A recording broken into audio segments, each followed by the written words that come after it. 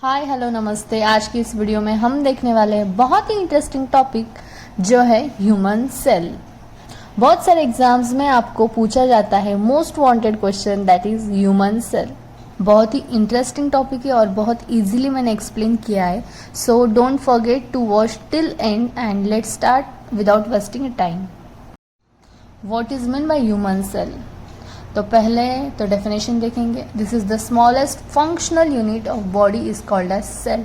मतलब हमारी बॉडी जो चलती है वो सेल की वजह से, और हमारी जो बॉडी है वो पूरी सेल से भरी हुई है। मतलब without cell we can't survive. So इसलिए उसको बोलते हैं smallest functional unit of body. और किसने डिस्कवर किया सेल? तो Robert Hooke first coined the term cell in 1665।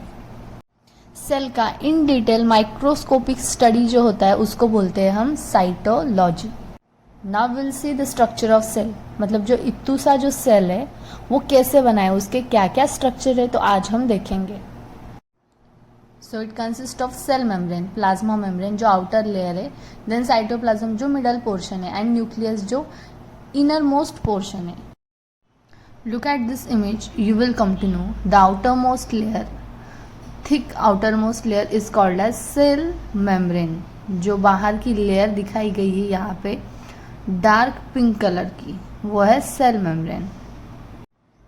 जो सेकेंड पार्ट है वो है साइटोप्लाज्म। मतलब इस सेल मेम्ब्रेन के अंदर जितना भी फ्लूइड प्रेजेंट है, मतलब जो पिंक कलर का आपको पोर्शन दिख रहा है, बेबी पिंक कलर, फेंट पिंक कलर का, वो है cytoplasm. Without this black colour, red colour का जो अंदर का सर्कल है वो छोड़ के और बाकी के ऑर्गेनल्स छोड़ के जो भी अंदर का पोर्शन है उसको बोलते हैं साइटोप्लाज्म। और जो रेड कलर का इनर मोस्ट पोर्शन है, उन इनर मोस्ट पार्ट है, उसको हम बोलते हैं न्यूक्लियस, सेल का nucleus. Let's see one by one. पहले तो हम देखेंगे सेल मेम्ब्रेन। और एक इम्पॉर्टेंट बात टॉपिक स्टार्ट करने से पहले, जो भी मैं कंटेंट या नोट्स मैं स्क्रीन पे शेयर कर रही हूँ तो वो आप नोटबुक में राइट डाउन कर सकते हो for your question, short answer question के लिए, if you want then only.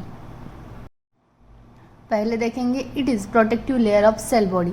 क्योंकि ये आउटर मोस्ट लेयर है सेल का, इसलिए वो प्रोटेक्ट करता है सेल को। The next one, it separates extra cellular and intra cellular fluid. मतलब जो बाहर का पानी और अंदर का पानी, मतलब सेल के अंदर का उसको बोलते हैं इंट्रा सेल्यूलर, और सेल के बाहर जो फ्लूइड है उसको बोलते हैं एक्स्ट्रा सेल्यूलर फ्लूइड। तो उसको सेपरेट करने का काम भी सेल मेम्ब्रेन करता है। ये जो सेल मेम्ब्रेन है वो प्रोटेक्ट करता है और सेपरेट भी करता है फ्लूइड को, लेकिन कुछ सब्सटेंस को ये सेल के अंदर बाहर जाने से रोक नहीं सकता, मतलब अलाउ करता है। तो इसीलिए उसको बोलते हैं सेमी परमिएबल मेम्ब्रेन, कुछ सब्सटेंस के लिए ओनली। सेल मेम्ब्रेन तो ये बहुत इंपॉर्टेंट इतना काम करता है, तो ये किसी ना किसी चीज़ से बना ही होगा। ओके, तो हम देखेंगे कंपोजिशन ऑफ सेल मेम्ब्रेन। तो 3 सब्सटेंस से सेल मेम्ब्रेन बनता है, वो है प्रोटीन, लिपिड एंड कार्बोहाइड्रेट। जो हमने देखा cell membrane is semi permeable, it is only because protein, क्योंकि प्रोटीन हेल्प करता है ट्रांसपोर्ट के लिए। जो various substance across the cell membrane transport होते हैं, it's only because of with the help of protein. Second है लिपिड। लिपिड मतलब आपके दिमाग में, आंखों के सामने आया होगा फैट फैट फैट, यस। तो ये जो लेयर है वो क्या करता है, फैट सोल्यूबल सब्सटेंस को इन एंड आउट के लिए अलाउ करता है। Okay, for example oxygen, carbon dioxide and alcohol, ये पास होते हैं सेल मेम्ब्रेन से। The next is carbohydrate. Carbohydrate जो है वो बहुत ही थिन एंड लूज कवरिंग है होल सेल मेम्ब्रेन की। तो ये बहुत ही लूज है, इसके लिए ये किसी का तो आधार लेती है। तो कार्बोहाइड्रेट जो है वो प्रोटीन के साथ अटैच होता है, यस, सहारा तो चाहिए। प्रोटीन के साथ अटैच होने के बाद ये ग्लाइकोप्रोटीन फॉर्म करता है, और ये लिपिड के साथ भी अटैच होता है, और लिपिड के साथ अटैच होने के बाद ये ग्लाइकोलिपिड फॉर्म करता है। And this is composition of cell membrane. बहुत ही ईजी है, आई होप आपको समझ में आ रहा होगा। नेक्स्ट हम देखेंगे फंक्शंस ऑफ सेल मेम्ब्रेन, मतलब और क्या क्या काम करता है। सेम यही है जो हमने देखा, लेकिन थोड़ा इन डिटेल में देखेंगे। फर्स्ट फंक्शन है प्रोटेक्टिव फंक्शन। जैसे कि हमने देखा ये प्रोटेक्ट करता है ना सेल को बाहर से। सो it is protective function. Second is selective permeability. Permeability भी हमने देखा। और सिलेक्टिव क्या है, मतलब सभी को नहीं अंदर बाहर करने देता ना सेल मेम्ब्रेन सब्सटेंस को, तो कुछ कुछ सिलेक्टिव सब्सटेंस को ही अंदर बाहर अलाउ करता है। Third is absorptive function. Absorptive मतलब क्या है, अब सेल मेम्ब्रेन क्या एब्सॉर्ब करेगा, जो उसके लिए सेल के लिए इम्पॉर्टेंट है वही, मतलब न्यूट्रिएंट्स एब्सॉर्ब करेगा। Excretory function. एक्सक्रीशन में क्या करेगा वो, जो सेल को नहीं चाहिए, जो मेटाबॉलिज्म होने के बाद वेस्ट प्रोडक्ट बचता है उसको सेल के बाहर डालेगा, मतलब एक्सक्रीट करेगा। सेम हमारी बॉडी में जैसा होता है वैसा ही। अभी एक्सचेंज ऑफ गैसेस। अभी सेल ने एब्सॉर्ब कर लिया न्यूट्रिएंट, एक्सक्रीशन भी हो गया, वो प्रोटेक्ट भी करता है सेल को, लेकिन जिंदा रहना चाहिए ना सेल उसके लिए। यस, तो उसके लिए मोस्ट इम्पॉर्टेंट है ऑक्सीजन। जैसे हमको चाहिए वैसे ही सेल को भी चाहिए ना, क्योंकि सेल को ऑक्सीजन मिलेगा तभी हमारी बॉडी को ऑक्सीजन मिलेगा और हम सांस ले पाएंगे। तो ऑक्सीजन वो क्या करता है, एंटर करता है सेल के अंदर, एंड कार्बन डाइऑक्साइड सेल के बाहर जाता है, मतलब लीव होता है सेल से। एंड मेंटेनेंस, जैसे हमारी बॉडी का मेंटेनेंस इंपॉर्टेंट है, हर एक चीज़ का मेंटेनेंस इंपॉर्टेंट है, वैसे सेल का भी मेंटेनेंस बहुत इंपॉर्टेंट है। तो यहाँ पे cell membrane size and shape को मेंटेन करता है सेल के।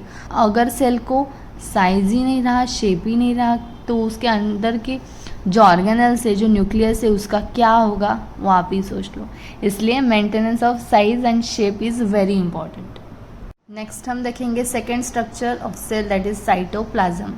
It is a fluid present inside the cell, मतलब जो हमने डायग्राम में देखा, सेल मेम्ब्रेन एंड न्यूक्लियस के मिडल का जो पार्ट है उसको बोलते हैं साइटोप्लाज्म। उसमें क्लियर लिक्विड रहता है, उस लिक्विड को हम क्या बोलते हैं, साइटोसोल। और उस लिक्विड में बहुत सारे सब्सटेंस एंड ऑर्गेनल्स प्रेजेंट रहते हैं। तो सब्सटेंस में protein, carbohydrate, lipid and electrolyte रहते हैं, एंड ऑर्गेनल्स में हम देखेंगे one by one. Cell organelles में हम देखेंगे one by one. Endoplasmic reticulum, then Golgi apparatus, then lysosomes, centrosomes, then mitochondria and vesicle। अब इसको कैसे ध्यान में रखना है, तो मेरे पास एक निमोनिक्स है, तो वो निमोनिक है इनगोवा लाइसन मस्ट फॉर व्हीकल्स। ओके, तो जो EN है, it is endoplasmic reticulum, Goa मतलब गोल्गी apparatus, लाई मतलब लाइसोसोम एंड सन, लाइसन में का सन, सेंट्रोसोम्स, मस्ट माइटोकॉन्ड्रिया। ये सेल में भी माइटोकॉन्ड्रिया मस्ट ही है, मतलब इम्पॉर्टेंट ही है। फॉर व्हीकल, व्हीकल मतलब वेसिकल, सिर्फ यस डालना है आपको व्हीकल में। सो it is short mnemonic, a short sentence. I hope you like this. Now will C one by one. The first is endoplasmic reticulum. इस स्ट्रक्चर में, cell के structure में जो एरो किए हुए पार्ट्स दिख रहे हैं, ऑर्गेनल्स दिख रहे हैं, वो है एंडोप्लाज्मिक रेटिकुलम। जो डॉटेड है येलो एरो का ऑर्गेनल, वो है रफ एंडोप्लाज्मिक रेटिकुलम, और जो पिंक एरो का है, जो सॉफ्ट है, वो है सॉफ्ट एंडोप्लाज्मिक रेटिकुलम। तो एंडोप्लाज्मिक रेटिकुलम क्या है, it is made up of tubules and microsomal vesicles, मतलब ये ट्यूब्यूल्स एंड वेसिकल्स से बना हुआ है, जैसे कि आप यहाँ पे इमेज में भी देख सकते हो। It forms an interconnected network like structure. इसका स्ट्रक्चर कैसा है, इंटरकनेक्टेड है, नेटवर्क लाइक स्ट्रक्चर है, और ये जो ये लिंक करता है between cell membrane and cell के अंदर के ऑर्गेनल, उनको लिंक करता है ये एंडोप्लाज्मिक रेटिकुलम। अभी हम देखेंगे टू टाइप्स ऑफ ER, मतलब एंडोप्लाज्मिक रेटिकुलम। जैसे कि हमने अभी इमेज में देखा था, एक स्मूथ एंडोप्लाज्मिक रेटिकुलम था जिसपे कोई भी डॉट नहीं है, और सेकेंड था डॉटेड, मतलब रफ एंडोप्लाज्मिक रेटिकुलम। अभी हम देखेंगे ये डॉट्स क्या है, what is mean by that rough and smoothness का रीजन। सो स्मूथ को हम अग्रैन्युलर बोलते हैं, एंड रफ को हम ग्रैन्युलर बोलते हैं। क्यों ग्रैन्युलर बोलते हैं, बिकॉज इट हैज़ राइबोसोम्स। जो डॉट्स दिखाए ना आपको इमेज में, वो है ribosomes, and smooth endoplasmic reticulum के ऊपर राइबोसोम्स नहीं रहते, it lacks of ribosomes. Ribosome होने की वजह से प्रोटीन सिंथेसिस होता है, तो रफ में प्रोटीन सिंथेसिस होता है, और स्मूथ में प्रोटीन सिंथेसिस नहीं होता, तो दूसरा सिंथेसिस होता है, वो है lipid, steroid, cholesterol and carbohydrate. तो यहाँ पे आपको डिफरेंस समझ में आ गया होगा स्मूथ एंड रफ का। It's very easy to understand. अब हम इसके फंक्शंस देखेंगे, ये सेल में एग्जैक्टली करता क्या है। तो फर्स्ट फंक्शन है, it acts as an intracellular circulatory और ट्रांसपोर्टिंग सिस्टम, मतलब ये ट्रांसपोर्ट का काम करता है। जो स्मूथ एंडोप्लाज्मिक रेटिकुलम है वो लिपिड मेटाबॉलिज्म का काम करता है, जैसे कि हमने अभी देखा। It also functions as a drug detoxification, then it provides an ultra structural skeletal framework to the cell, मतलब सेल को ये फ्रेमवर्क प्रोवाइड करता है for maintaining its size and structure. Next हम देखेंगे गोल्गी apparatus। ये जो सेल में आपको ग्रीन कलर का जो ऑर्गेनल दिख रहा है दैट इज गोल्गी बॉडी और Golgi apparatus। Golgi apparatus it is present in all cells except RBCs, red blood cells में नहीं रहता। It consist 5 to 8 flattened membrane, जो सैकलैक मेम्ब्रेन दिख रहा है आपको 5 to 8 रहता है, तो उसको बोलते हैं cisternae. It is situated near nucleus, nucleus के बाजू में ही रहता है ये Golgi apparatus। Let's see the functions of Golgi apparatus, ये सेल में क्या काम करता है। सो फर्स्ट है processing and delivery of substance like protein and lipid to different part of body, different part of cell, मतलब सेल के different part को ये प्रोटीन एंड लिपिड की डिलीवरी करता है, मतलब प्रोवाइड करता है। So it is also called as post office of cell, मतलब ये प्रोवाइड करता है ना, डिलीवरी करता है, सो इसलिए उसको बोलते हैं पोस्ट ऑफिस सेल का। ये भी एज MCQs आपको पूछा जाता है। It PACS the processing material into the secretary granules, secretary vesicle and lysosomes, मतलब जो भी प्रोसेसिंग मटेरियल है वो पैक कर देता है इन तीनों में और उसको डिस्पैच करता है आउट ऑफ द सेल और सेल के अंदर ही अलग पार्ट्स को, इसलिए उसको बोलते हैं post office. It's about Golgi apparatus। Next is lysosomes. जो स्मॉल स्पेरिकल बॉडी दिख रही है आपको इमेज में that is lysosome. They are membrane bound spherical bodies, they are present in all cell except mature RBCs, mature red blood cells में lysosomes नहीं रहते। And it helps in digestion of unwanted substance, जो unwanted रहता है ज़रूरी नहीं रहता उसको डाइजेस्ट करता है। And removal of access secretary product, मतलब एक्सेस सेक्रेटरी प्रोडक्ट को रिमूव करता है सेल से, तो ये है लाइजोसोम का काम, मतलब सेल की क्लीनिंग करता है लाइजोसोम। नेक्स्ट इज सेंट्रोसोम, जो इमेज में दिख रहा है आपको cylindrical structure, it is called as centrioles. अब ये कहाँ रहते हैं, तो ये सेल के बाजू में ही रहते हैं, क्लोज टू न्यूक्लियस रहते हैं ये जो centrioles are responsible for movement of chromosome, chromosome की मूवमेंट में हेल्प करते हैं ड्यूरिंग सेल डिवीजन, मतलब सेल डिवीजन में सेंट्रोसोम का इम्पॉर्टेंट रोल है। The next is mitochondria, the most important part of cell because it generates energy. It is also called as powerhouse of cell. Each mitochondria consists 2 layers of membrane. It also consists enzymes, glycogen, RNA and DNA. They have unique feature. ये features क्या है? They can move, they can change their size and shape and they can divide within the cells.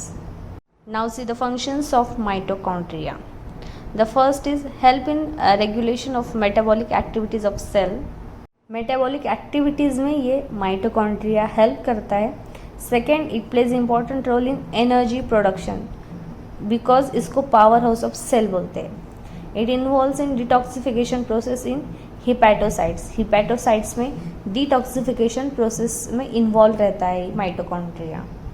It also responsible for ATP production like energy currency of cell and promote the cell growth and multiplication of cell. So these are the major functions of mitochondria. The next is vesicle. इस image में जो भी आपको round shape दिख रहा है membrane bound, it is called as vesicle. It is composed of a lipid bilayer, जो bilayer है अंदर का और बाहर का। Then they are able to regulate the pressure and water level of cell, मतलब सेल में वाटर लेवल एंड प्रेशर को रेगुलेट करते हैं and control the condition of internal environment. Then it also functions in metabolism, metabolism में भी ये function करते हैं, enzyme को भी store करते हैं। So it's about vesicle. Next we'll see the nucleus. जो सेल का innermost part है that is nucleus. It is present in those cell which divide and produced enzyme, मतलब जो सेल divide होते हैं उनमें ही nucleus present रहता है। जिस सेल को न्यूक्लियस रहता है उसको बोलते हैं यूकैरियोट्स एंड जिसको न्यूक्लियस नहीं रहता है उसको बोलते हैं प्रोकैरियोट्स। आपको इमेज में जो इनर मोस्ट रेड कलर का सर्कल दिख रहा है दैट इज न्यूक्लियस एंड उस रेड कलर के सर्कल में जो और एक छोटा ग्रीन कलर का सर्कल दिख रहा है that is nucleolus. Let's see the functions of nucleus one by one. It controls all activities of cell, सभी को कंट्रोल करता है। Then synthesis of RNA, RNA synthesis करता है। सब यूनिट्स ऑफ राइबोसोम फॉर्म करता है ये। It sends the genetic instruction to cytoplasm, cytoplasm को जेनेटिक इंस्ट्रक्शन भेजता है फॉर किसके लिए, प्रोटीन सिंथेसिस के लिए। किसके जरिए भेजता है, थ्रू द मैसेंजर आरएनए।